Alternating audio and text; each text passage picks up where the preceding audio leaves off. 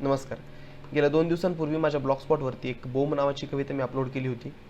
आपल्या सर्वांचा खूप छान प्रतिसाद त्या कवितेला मिळाला, खूप सकारात्मक प्रतिसाद मिळाला. त्याबद्दल मी खरंच आपल्या सर्वांचा मनःपूर्वक आभारी आहे. त्या कवितेबद्दलची पार्श्वभूमी, त्या कवितेकडे बघण्याचा दृष्टिकोन आणि त्या संदर्भातील 4 गोष्टी शेअर करण्यासाठी मी या माध्यमातून आपल्यासमोर येतो आहे. तो अर्थ जोपर्यंत कवितेचा गर्भित अर्थ हा वाचकांपर्यंत पोहोचत नाही तोपर्यंत शक्यतो त्या कवितेचा विपर्यासच होत असतो. म्हणून मला आवश्यकता वाटली की मी आपल्यासमोर येऊन ही गोष्ट सांगावी की नेमकं कविता लिहिली का आणि लिहिण्यामागची पार्श्वभूमी काय होती. कवितेचं शीर्षक बघायला गेलं तर बोंब मारणे हा कुठेतरी अमंगलाकडे झुकलेला प्रकार वाटतो, ही क्रिया वाटते. अमंगलाकडे झुकलेली क्रिया असतानाच हा विरोधाचा देखील एक प्रकार म्हणून समोर येतो, एक माध्यम म्हणून समोर येतो, एक प्रतीक म्हणून समोर येतं. कवितेची सुरुवातच अशी होते की ते नियम बनवतील, तू तुझे तत्व सोडू नकोस. ते नियम बनवतील, तर ते कोण? ते म्हणजे बहुसंख्य.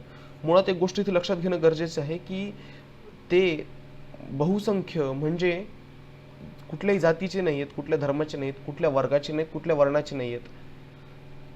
ही बहुसंख्य प्रवृत्ती आहे जी एकट्या व्यक्तीचं अस्तित्व नाकारते आहे. त्या व्यक्तीला स्वतःच्या विकासाच्या संधी मिळू देत नाही, त्यापासून त्या व्यक्तीला वंचित ठेवते आणि विकासाच्या संधींचा अभावच मुळात त्या व्यक्तीला बोंब मारण्यासाठी प्रवृत्त करतोय. गदी माडगुळकरांचं आपण एक गीत ऐकलं असेल, एका तळ्यात होती बदके पिले सुरेख. तर तर एक एक जे कुरूप पिल्लू होतं, तर त्या पिल्लाला कुरूप ठरवण्याचा अधिकार बाकीच्यांना दिला कोणी? या परिघाभोवती कविता फिरते की म्हणजे मुळात हा पिंडच कवितेचा तो आहे की हा अधिकार त्यांना दिला कोणी? पॉवर टू रूल, अधिमान्यता एखाद्या सत्तेला देणं ही सगळ्यात मोठी गोष्ट असते. एखाद्याचं शासन स्वतःवरती लादून घेणं ही सगळ्यात मोठी गोष्ट असते. ते शासन लादण्यासाठीच ती सत्तेच्या ठिकाणी बसलेली व्यक्ती, सत्तेवर असलेली व्यक्ती त्या शासितांचं मन परिवर्तन करण्याचा प्रयत्न करते. मग त्यामध्ये एक संक्रमण असतं, म्हणजे त्यामध्ये एक संक्रमणशीलपणा असतो, एक संक्रमणाचा टप्पा असतो प्रत्येक वर्गानुसार. आणि त्या टप्प्याटप्प्यावरती ते आपल्या पद्धती बदलत जातात. आपली दमनकारी जी त्यांची प्रवृत्ती असते, तर ती प्रवृत्ती नेहमी तुम्हाला तुमच्या बाजूनी म्हणजे त्यांच्या बाजूनी कुठेतरी वळवण्याचा प्रयत्न करत असते. कुठेतरी पर्सुएशन सुरुवातीला करतात, नंतर कुठेतरी अनुपालन करण्याचा प्रयत्न करतात आणि शेवटी जमलंच नाही तर मग मात्र त्यांच्या दडपशाहीचा वापर मात्र ते खुलेआम करत असतात.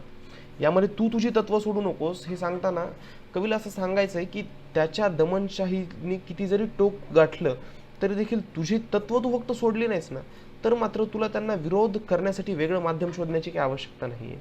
तर तू तुझी तत्व सोडू नकोस, त्यामुळेच हे सांगण्यात आलेलं आहे. तू एकटेपणाला डरून डगमगू नकोस. तू एकटा आहेस, ही बहुसंख्य प्रवृत्ती आहे, पण ही एकटेपणाचं अस्तित्व जर का अमान्य करत असेल तर मात्र तू कुठेतरी डगमगून जाऊ नकोस. तुझे विचार त्यांना कदाचित आज पटत नसतील, ते समजून घेण्यासाठी अक्षम असतील कदाचित, किंवा त्यांना समजून घ्यायचे देखील नसतील स्वार्थापोटी त्यांच्या.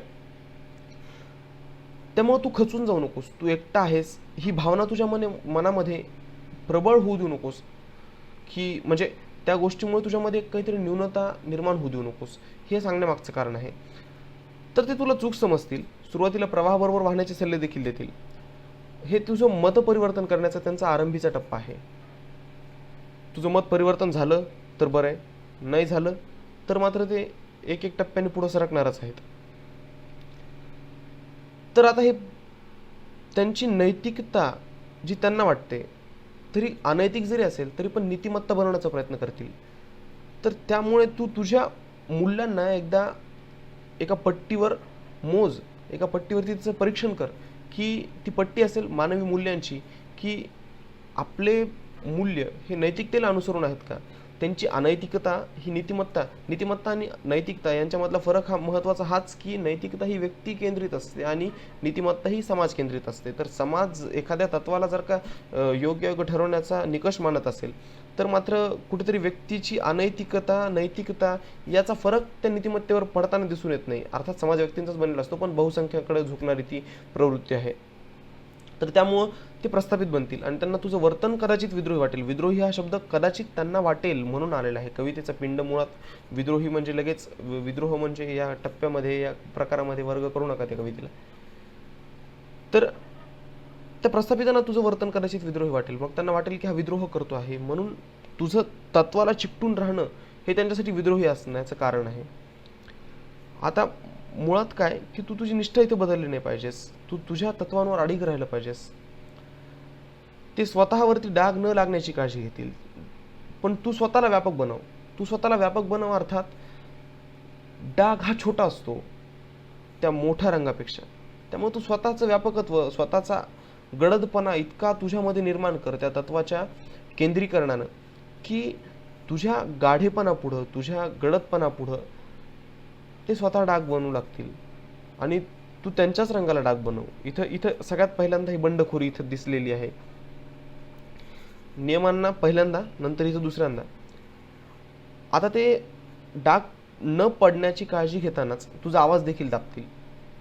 ते तुझा आवाज पण दाबण्याचा प्रयत्न करतील. पण आता हा आवाज दाबण्यामध्येच इथं बोंब मारणं ही गोष्ट सगळ्यात महत्त्वाची. आणि कविता इथं मुळात साकार होते की ज्यावेळी ते त्यांच्या दमनकारी प्रवृत्तीची ओळख तुला करून देत असतील, अर्थात त्यांच्या माध्यमातून, ते मारझोड करायला देखील पुढं बघणार नाहीत, मागं पुढं बघणार नाहीत, हिंसा करायला पुढं मागं बघणार नाहीत. तू तुझे तत्वच फक्त पाळत राहा, ही सगळ्यात मोठी गोष्ट आहे. तू तुझे तत्व पाळत राहा. तुला कुठल्याही नवीन माध्यमाच्या शोधात निघण्याची गरज नाही आहे. तू तुझे तत्व जर पाळले तर मात्र त्यांना एक एक टप्प्याने पुढं सरकावं लागेल. तू तुझे तत्व कायम पाळत राहा. इथं पुन्हा सांगायचं आहे त्याला की ते तुझ्या तोंडावर हात मारतील. तुझ्या तोंडावर हात मारल्याच्या नंतर देखील तुझी वेदना जर खरी असेल तर मात्र तू विव्हळत राहा. तुझं ते विव्हळणं, त्यांचं पुन्हा तोंडावर हात मारणं, तुझं पुन्हा विव्हळणं, हाताला पलीकडे सारणं, त्यांचा पुन्हा हात तोंडावर येणं, तू पुन्हा विव्हळणं, या क्रियेमध्ये ज्यावेळी एक सातत्य निर्माण होतं आणि पुनरावृत्ती होते तर यावेळेस एक लय निर्माण होते आणि तीच तू त्यांच्या विरोधात मारलेली बोंब ठरते. आता बोंब मारण्याचा इथं एक गोष्ट कवी सांगतोय काय, मुळात कविता हे समाज परिवर्तनाचं जरी एक महत्त्वाचं माध्यम असलं तरी देखील कवीला समाजातला बहुसंख्य घटक हा त्याच्या विचारांना मान्य करेल असं दिसत नाही. त्यामुळे तो नेमकं त्याच लोकांना सांगतोय की ज्यांच्यावर ही वेळ आलेली आहे, जे संघर्ष करत आहेत. आणि कवीचा संदेश देखील त्या नेमक्या संघर्ष करणाऱ्या लोकांपर्यंतच जाणं त्या कवीला गरजेचं वाटतंय की तुझी वेदना जर खरी असेल, तुझी वेदना जर रडत असेल तर तू विव्हळणं हे क्रमप्राप्त आहे. आणि तू मात्र तिथं त्यांचा हात आल्याच्या नंतर तुझं किंचित का बळ असं ना, तू एकवटलं पाहिजेस. आणि ते एकवटल्यानंतर तू त्यांचा हात पलीकडे सारण्याचा प्रयत्न केला पाहिजेस. हा यत्न तुझ्याकडून जर का वारंवार झाला तर मात्र ती बोंब ठरेल. आता ही बोंब त्यांना चुकीची का वाटते, प्रचलित अर्थाला बोंब चुकीची का वाटते, तर तू त्यांचा हात पलीकडे सरकवतोयस, अर्थात त्यांच्या सार्वभौम सत्तेला हादरे देतोयस. त्यांच्या सार्वभौम सत्तेला मिळणारा हा धिक्कार आहे. आणि त्यामुळंच त्यांना आपण मारलेली बोंब ही त्यांचा पाडाव वाटत असते, नेहमीच पाडाव वाटत असते. आता ते तुझं मुस्काट दाबतील, पण त्यांना नंतर कळून चुकेल की हा आपल्याच हाताने बोंब मारतोय. माझ्या तोंडातून सुद्धा हा आवाज निघला होता. म्हणून म्हणजे कवीने कुठेतरी सुरुवातीला बंडखोरी केलेली आहे आणि त्याचा अनुभव म्हणून तो या संघर्ष करणाऱ्या लोकांपर्यंत ते संदेश घेऊन जाण्याचा प्रयत्न करतो आहे. आता या पुढचा टप्पा कोणता, तर ते त्रासून तुझ्या बोंबलण्याला, म्हणजे ते तुझ्या बोंबलण्याला त्रासून जातील आणि स्वतःच्या मुत्सद्देगिरीचा वापर करून तुला कुठेतरी वाईट टाकणं, तुझ्या या गोष्टीला नीतिबाह्य ठरवण्याचं काम करतील. तू नैतिक असलास तरी देखील, कारण की त्यांची अनैतिकता पहिल्यांदाच नीतिमत्ता बनलेली आहे. तुझ्या नैतिकतेला कुठेतरी बाहेर टाकण्याचं काम करतील, मग नीतिबाह्य ठरवतील. तू त्याला तुझं उपमर्द समजू नकोस, अपमान समजू नकोस, अवमान समजू नकोस. तू त्याला आपली अस्मिता बनव. ही अस्मिता बनल्याच्या नंतर तू त्या गोष्टीला चिकटून राहशील, त्या गोष्टीबद्दल वाईट वाटून घेऊ नकोस. कारण आता इथं महत्त्वाचं कारण आहे की तू आज समजणार नाहीस. तू आज समजणार नाही अर्थात तू आज त्यांना समजणार नाहीस, म्हणजे ते तुला समजू शकणार नाहीत आज. पण कदाचित उद्या तू पूजल्या जाशील. आज तू समजणार नाहीस, पण तू उद्या पूजला जाशील. मला वाटतं तू रात्रीतही जन्माला असशील. अर्थात या बहुसंख्य लोकांना तुझे विचार समजून घेण्याची क्षमता नाही. अर्थात तराजूचा म्हणजे तराजूचं एक पारडं दुसरं पारडं हे यामधली एक सापेक्षता आहे. एक खाली एक वर असल्याच्या नंतरच तराजू कुठेतरी उपयोगाला येऊ शकतो. तराजूची उपयोगिताच त्यामध्ये केंद्रीभूत आहे. परंतु समाजामध्ये हे इक्विलिब्रियम आणण्याचा प्रयत्न हा चुकीचा दिसतो माझ्या मते तरी. कारण की समाज हा सातत्याने आंतरक्रिया घडून येणारा घटक आहे, ज्याच्यामध्ये सातत्याने आंतरक्रिया घडून येत असते एका घटकाशी दुसऱ्या घटकासोबत. त्यामुळे समाजामध्ये इक्विलिब्रियम कधीच निर्माण होऊ शकत नाही. कारण की एक पोषक स्पर्धा या सापेक्ष विषमतेशिवाय निर्माण कधीच होणार नाही. आणि विकासाला माणूस कधीच म्हणजे माणसाचा विकास व्हावा यासाठी माणूस कधीच प्रवृत्त होणार नाही. पण ही निरपेक्ष विषमता जी की तुम्ही जात, धर्म, पंथ, आर्थिक पातळी, सामाजिक पातळी, राजकीय अर्थात कुठेही जर का विषमता निर्माण करत असाल तर ही कृत्रिम विषमता नष्ट करण्याचं काम ही बंडखोरी करत असते. ही कृत्रिम ही कृत्रिम विषमता कशा प्रकारे या कृत्रिम विषमतेचा पाडाव करायचा, तर आपण आपल्या तत्वांवर अडीक राहायचं. ही कृत्रिम विषमता जोपर्यंत समाजामध्ये अस्तित्वात आहे तोपर्यंत व्यक्तीला स्वतःच्या विकासाच्या संधी पूर्ण पद्धतीने प्राप्त होणार नाहीत. आणि त्या प्राप्त होण्यामधला आडसरच त्याला तुमच्या विरुद्ध बोंब मारण्याला प्रवृत्त करतो आहे. आता इथं महत्त्वाचा मुद्दा हा की तू एकटा आहेस. तू बऱ्याच काळापासून संघर्ष करतो आहेस. तुझ्या संघर्षाला जर का एकटेपणाची भीती वाटली, जर एकटेपणाचा कंटाळा आला, बहुसंख्य लोकांनी जर का तुला प्रलोभनं देऊ केली, काहीतरी चैन, विलास, पैसा, अडका, तू भाळून जाशील, तू विकल्या जाशील. यामधून सिद्ध काय होईल तर हे लोक तुला बाजारू म्हणतील. तू सुरुवातीला केलेला विरोध, तू सुरुवातीला पुकारलेलं बंड निष्फळ ठरेल अर्थात. आणि त्यामुळं हा ठपका तुझ्यावर जर येऊ द्यायचा नसेल तर मात्र मरेपर्यंत तुझे तत्व सोडू नकोस. तुझा विजय निश्चित होईल.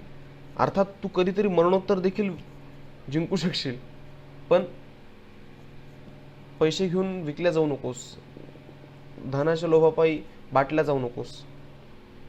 आणि तू जर बाटल्या गेलास तर तुझा रात्रीत झालेला जन्म हा तुझ्या उद्याच्या सूर्योदयावरचा अविश्वास सिद्ध करणारा असेल. तू रात्रीतच बाटल्या गेलेला आहेस. तू सूर्य उगवण्याची वाटच पाहिली नाहीस. हे जग, हा समाज, हा इतिहास साक्ष आहे.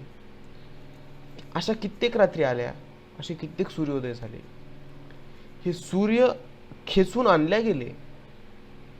रात्र लवकर सरत नव्हती, परंतु एक सूर्य लवकर खेचून आणले गेले. तू त्या समाजाचा जर का घटक बनलास, तू जर का त्या बहुसंख्याकाचा घटक बनलास, त्यांच्या विचारसरणीचा घटक बनलास, ते तुला आपलं कधीच मानणार नाहीत, परंतु देखील तू त्यांची प्रवृत्ती आपल्यावरती लादून घेतलीस, त्यांची नीतिमत्ता आपल्यावरती लादून घेतलीस, त्यांची तत्व आपल्यावरती लादून घेतलीस, तर मात्र तुला त्यांच्यामध्ये राहून बंडखोरी केल्याचा शासन होईल कुठेतरी. परंतु ज्यावेळी तू वेगळं राहून लढशील, तुझ्या तत्वावर अडीक राहशील, तर त्यावेळी हा लढा राहील, हा लढा समजण्यात येईल. तर त्यामुळे तुला समजण्याची क्षमता जरी या युगात नसेल तरी तू सूर्योदयाची वाट बघ, तुझ्या तत्वांवरती अडीक राहा, नाहीतर तुझ्या क्षणिक विरोधाला लोक बाजारू म्हणतील. आता अंतिमतः कवीला असा प्रश्न पडतो, अथवा कवीला परमेश्वराकडे अशी विनंती करावीशी वाटते की या अनैतिक समाजावरती एका नैतिक माणसाचं कुठेतरी कुचंबना होते आहे. त्या व्यक्तीला समान संधी मिळत नाहीयेत. एक माणूस म्हणून जगण्यासाठी एक वातावरण त्याला मिळत नाही. देवा, तू त्याच्या विचाराची 7 माणसं त्याला द्यायला पाहिजे होतीस. त्याच्या विचाराची 7 माणसं त्याच्या सोबत असती तर कदाचित बहुसंख्य तो नसता देखील, परंतु त्याला एकटेपणा वाटला नसता, त्याला कोणतरी सोबत वाटलं असतं. आणि कदाचित त्याचे विचार जे आज दडपले गेलेले आहेत ते त्या पद्धतीने दडपले गेले नसते. किमान त्यांना अस्तित्व आहे हे त्या समाजाने मान्य तरी केलं असतं. पण ठीक आहे, ती 7 लोक नसली तरी तू एकटा काफी आहेस. तू एकटा काफी आहेस कारण की तुझ्यामध्ये निष्ठा आहे तुझ्या तत्वांवरची, आणि ही तत्वांवरची निष्ठाच तुला एका ठिकाणी पोहोचवेल. तर ते ठिकाण कोणतं? आपण खूप मोठी सिद्धांत बघतो. पाठ्यक्रमामध्ये थेरम्स देखील असतात, म्हणजे ते सिद्धांत. तर हे प्रमेय, हे सिद्धांत, हे ज्यावेळेस आपण मांडतो तर त्यावेळेस याच्यामध्ये एक कुठेतरी अपवाद असतो. 2-3 ठिकाणी हा प्रमेय लागू झाला की हा मान्यता प्राप्त होते याला. परंतु तो अपवाद सुद्धा कदाचित कधी कधी बरोबर असतो. तो या प्रमेयाच्या बाजूने कधी झुकत नाही, कधी स्वतःला त्या बाजूने सिद्ध करण्याचा प्रयत्न करत नाही. तो चूक असतो असतला भाग नाही, परंतु तो प्रमेयाला अनुकूल नसतो. पण अपवाद मांडल्याशिवाय प्रमेय पूर्णत्वाला जात नाही. तू तुझं तत्व जरी मुळापासून पालन केलंस, तत्वाचं पालन जरी तू मुळापासून केलंस, त्यांचा सिद्धांत मांडताना, त्यांना त्यांच्या शौर्याची गाथा सांगताना, त्यांना स्वतःच्या विजयाची कथा मांडताना तुझा देखील उल्लेख करावा लागेल अपवाद म्हणून. त्यांनी तुला स्वतःमधलं समजलं नाही तरी देखील चालेल, पण ते तुला नक्कीच लक्षात ठेवतील त्यांच्या सिद्धांताचा अपवाद म्हणून. तर त्यामुळे आपल्या तत्वांची महती काय आहे, आपले तत्व जर सत्य असतील, आपण जर नैतिक असू, तर मात्र या बहुसंख्य प्रवृत्तीला घाबरून जाण्याचं कुठेतरी कारण नाही आहे. हा विचार या कवितेमधून व्यक्त करतो आणि अपेक्षा करतो की अशा अडकलेल्या, संघर्ष करणाऱ्या आणि शोषल्या गेलेल्या, म्हणजे शोषित लोकांना आणि एकटे पडलेल्यांना ही कविता कुठेतरी त्या 7 माणसांची भूमिका अदा करू शकेल. ते 7 माणसं बनण्याचा प्रयत्न या कवितेतून जर झाला तर मी या शब्दांचं सार्थक झाल्याचं समजेल. धन्यवाद.